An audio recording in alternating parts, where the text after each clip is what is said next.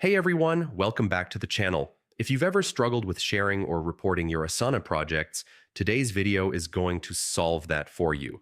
I'll walk you through a complete guide on how to export your Asana Gantt charts in 2025 using two different methods.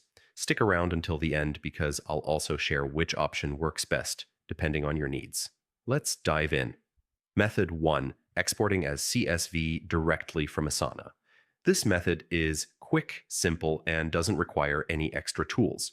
First, log into your Asana account and head to the project you want to export.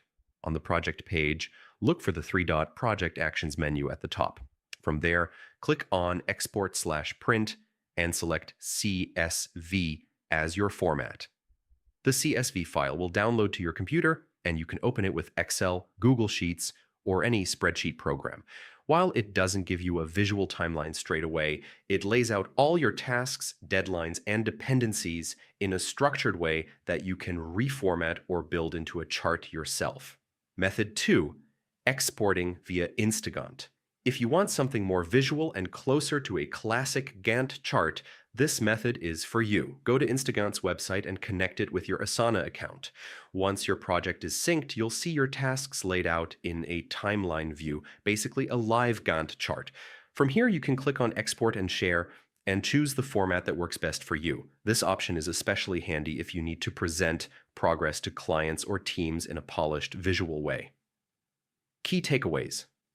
So here's the bottom line. Use the CSV export if you need a quick, no-frills data export for analysis. Use Instagantt if you want a professional, presentation-ready Gantt chart with more flexibility.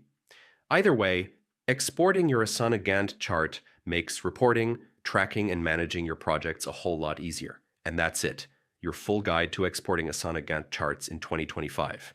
If this video helped you out, make sure to hit the like button, subscribe for more project management tips, and check the description below for useful links. Thanks for watching, and I'll see you in the next one.